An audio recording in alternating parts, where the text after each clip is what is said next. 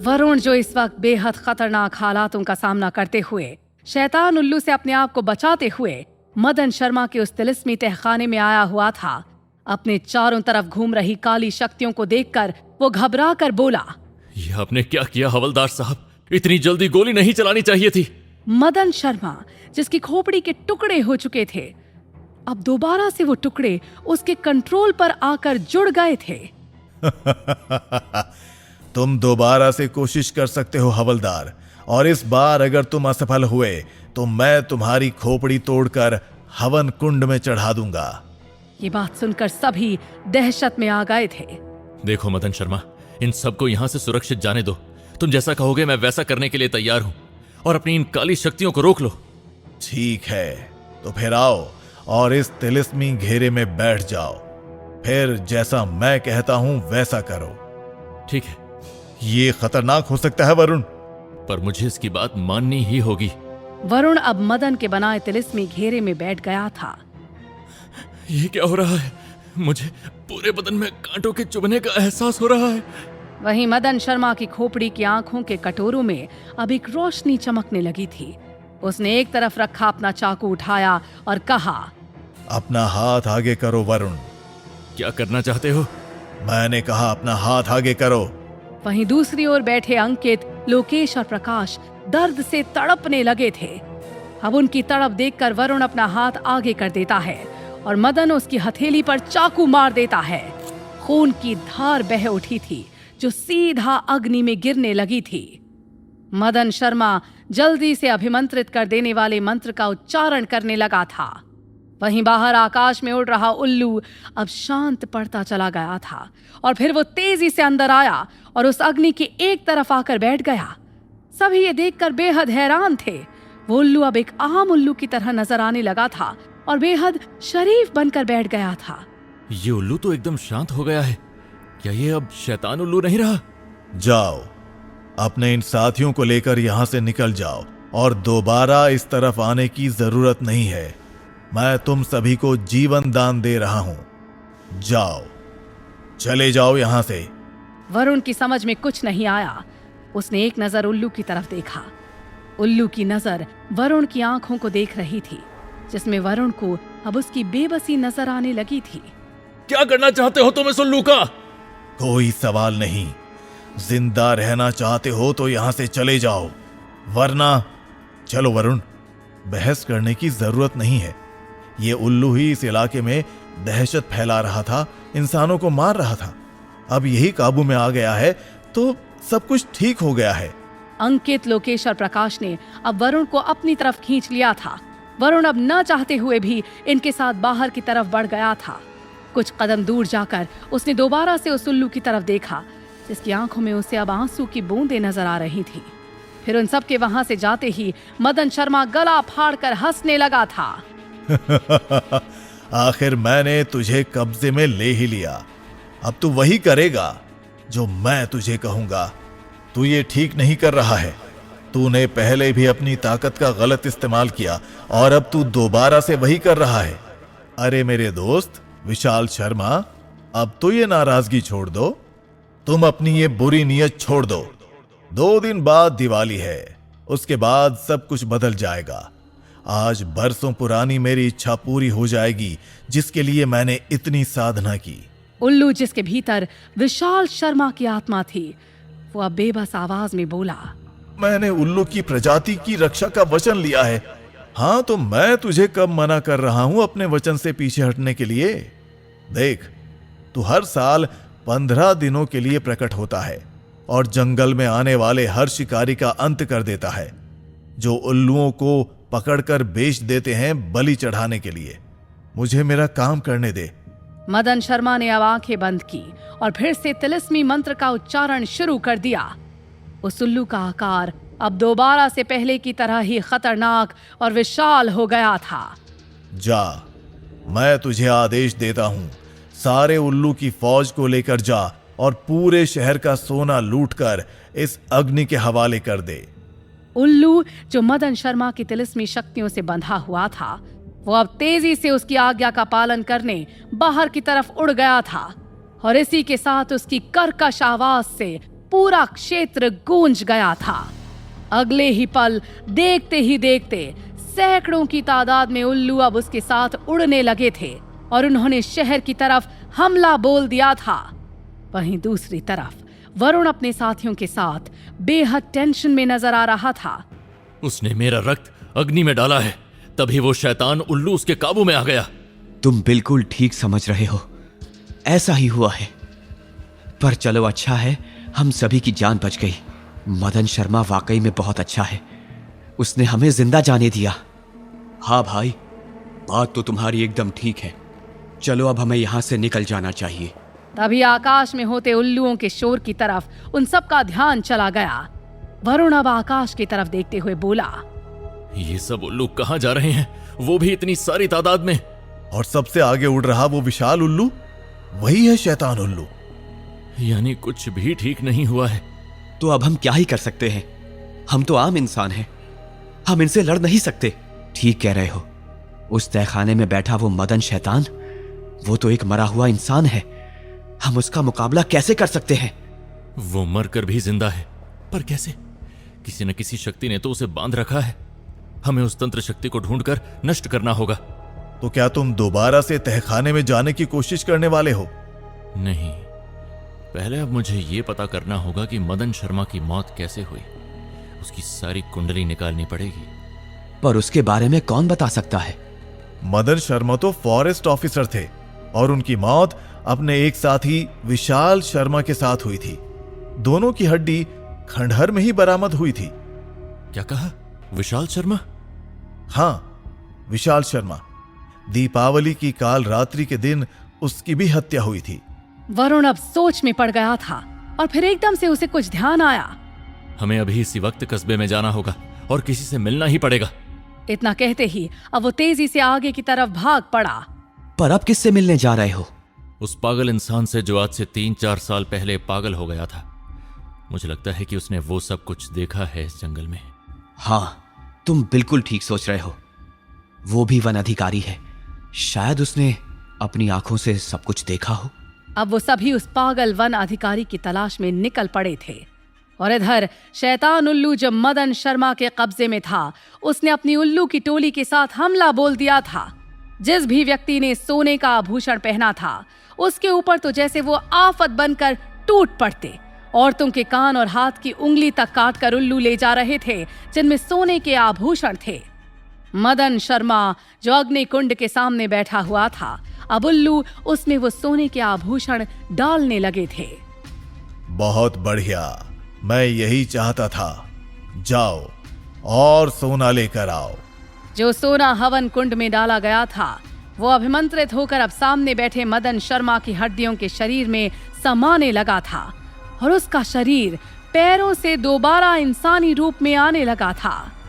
बहुत जल्द मेरा शरीर पूरा बन जाएगा और उसके बाद उल्लुओं की इतनी बड़ी फौज तैयार करूंगा कि पूरी पृथ्वी पर मेरा राज होगा। बस 2 दिन बाद दीपावली की काल रात्रि में मुझे उल्लू विशाल शर्मा की बलि इस अग्निकुंड में देनी है। एक तरफ मदन शर्मा अपने खतरनाक मंसूबे बना चुका था और इधर वरुण इस वक्त मदन शर्मा की हवेली के पास आ पहुंचा था और एक तरफ पेड़ के नीचे उसे वो पागल भिखारी बैठा नजर आ गया था। अब वो तेजी से भागते हुए उसके पास पहुंचा। पागल भिखारी अब वरुण को देखकर हंसते हुए बोला, अभी तक जिंदा हो, पर बहुत जल्द मारे जाओगे। चले जाओ यहां से। क्या नाम है आपका? क्या देखा था आपने उस रात? मदन शर्मा, विशाल शर्मा, उल्लू?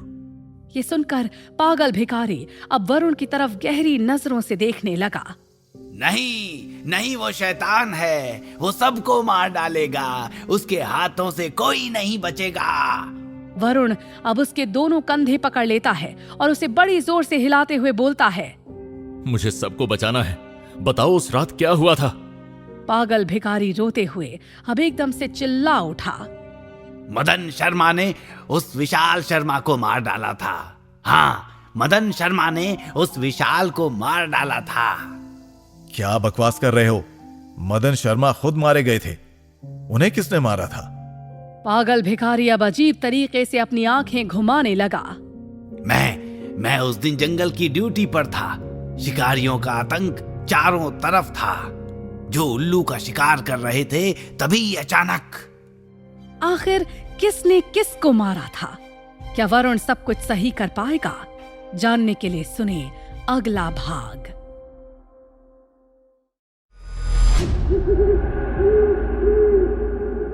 वरुण इस वक्त एक पागल वन अधिकारी से वो हकीकत जानना चाहता था जो उस पागल अधिकारी ने खुद अपनी आंखों से देखी थी। वरुण उसे शांत करते हुए अपने बैग से अभिमंत्रित भभूत निकालता है और उसके माथे पर मसल देता है। रुक क्यों गए? बताओ क्या हुआ था उस रात? पागल भिखारी, जिसने अचानक अपने दोनों हाथों से अपना सिर पकड़ लिया था, वो अब एकदम से ठीक हो चुका था।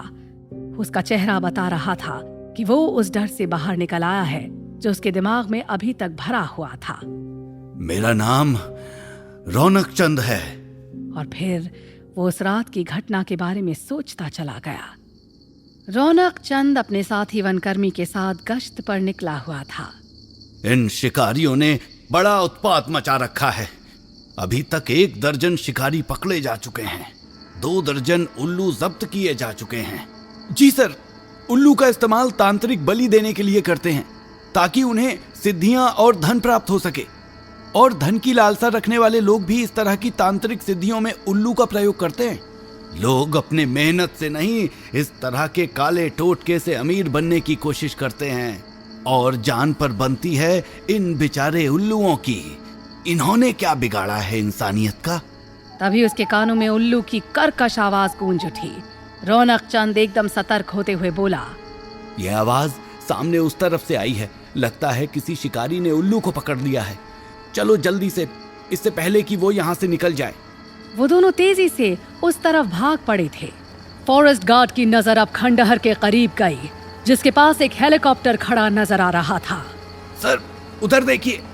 रौनक चंद ने हेलीकॉप्टर की तरफ देखा और वहां खड़े हुए लोगों को देखकर जल्दी से वो एक तरफ झाड़ी के पीछे छुप गया। अरे, ये तो मदन शर्मा है और इन्होंने उस बड़े से उल्लू को पकड़ रखा है। पर क्यों? सर, मैंने उस उल्लू को देखा है। ये वहीं पास के पेड़ पर रहता है। इस उल्लू का एक साथी भी है। तभी पकड़े गए उल्लू का साथी एक और उल्लू बेहद तेज रफ्तार से वहां उड़कर अपने साथी उल्लू को छुड़ाने की कोशिश करने लगा था, पर उसकी कर्कश आवाज हेलीकॉप्टर के पंखों की आवाज से अब दबने लगी थी। चलिए सर, हमें इन्हें रंगे हाथों पकड़ लेना चाहिए। मदन शर्मा से मुझे ये उम्मीद नहीं थी कि ये जानवरों और पक्षियों की स्मगलिंग करता है। पर अभी रुको। रौनक चंद ने तुरंत अपना मोबाइल निकाला और उसकी वीडियो बनाने लगा। मदन शर्मा ने अब पकड़े हुए उल्लू को पिंजरे में डाला, फिर उसे हेलीकॉप्टर में रख दिया और उसमें बैठा व्यक्ति अब हेलीकॉप्टर को लेकर वहां से निकल गया। पर अचानक दूसरा उल्लू मदन शर्मा के ऊपर झपट गया। मदन शर्मा गुस्से में आते हुए चिल्लाया, तेरी बलि तो मैं चढ़ाऊंगा। और फिर जैसे ही इस बार उल्लू ने दोबारा से मदन शर्मा पर हमला किया, मदन शर्मा ने अपने हाथ में पकड़ा जाल उस पर फेंक दिया। आज तेरी बलि देकर मैं भी कई सारी शक्तियां प्राप्त करूंगा। तेरे साथी को तो मैंने बिजनेसमैन अमरीश को पूरे 5 करोड़ में बेच दिया है। तुझे तो मैं अपने इस्तेमाल में लूंगा। वहीं झाड़ी के पीछे छिपे फॉरेस्ट गार्ड और रौनक चंद ये नजारा देखकर सकते में आ गए। सर, इसने तो इस दूसरे उल्लू को भी पकड़ लिया है। अब ये इसका क्या करेगा? फिक्र मत करो, इसकी सारी काली करतूत में रिकॉर्ड कर रहा हूं।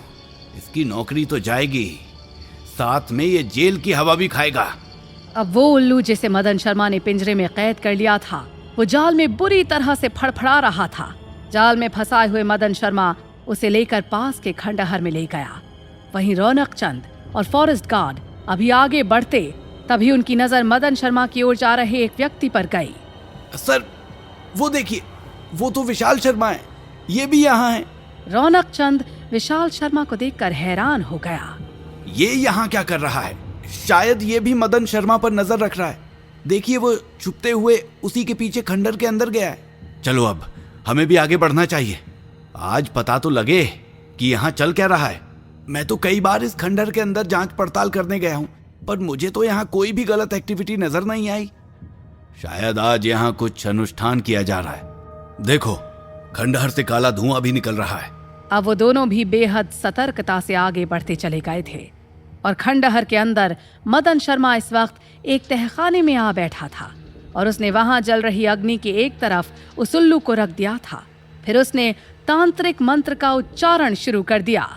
वहीं विशाल शर्मा अब छुपते हुए उस तहखाने के दरवाजे तक जा पहुंचा। उसकी आंखों में भी अब खतरनाक भाव आ गए थे। उसकी ऊंची आवाज चारों ओर गूंज उठी थी। मैं इन उल्लू को बचाने की कोशिश कर रहा हूं और तू इनकी बलि चढ़ाने की कोशिश कर रहा है। मदन शर्मा अब दरवाजे पर खड़े विशाल शर्मा को देखकर गुस्से से गुर्राया। अरे विशाल शर्मा, आओ आओ, बाहर क्यों खड़े हो, अंदर आओ। मैंने तुम्हारी सारी काली करतूत रिकॉर्ड कर ली है, तुम अब बचोगे नहीं। अच्छा, क्या रिकॉर्ड किया है तुमने? और फिर अपना हाथ उठाकर उसने भभूत विशाल शर्मा की तरफ उछाल दी, जिससे विशाल शर्मा का मोबाइल जल उठा था। ये तुमने बिल्कुल अच्छा नहीं किया। तुम अपनी शक्तियों का गलत इस्तेमाल कर रहे हो। तो तुम्हें किसने रोका है अपनी शक्तियों का इस्तेमाल करने से? तुम भी ऐसा कर सकते हो और दौलतमंद और शक्तिशाली बन सकते हो, जैसा कि अब मैं बनना चाहता हूं। देखो मदन शर्मा, तुम मेरे दोस्त हो। हम दोनों एक दूसरे को बचपन से जानते हैं। एक साथ ही हमने फॉरेस्ट विभाग में नौकरी प्राप्त की थी और हमने ये कसम खाई थी कि हम जंगली जानवरों की रक्षा करेंगे। हाँ, तो फिर हम कर तो रहे हैं रक्षा। तुम्हारे इरादे बिल्कुल ठीक नहीं हैं।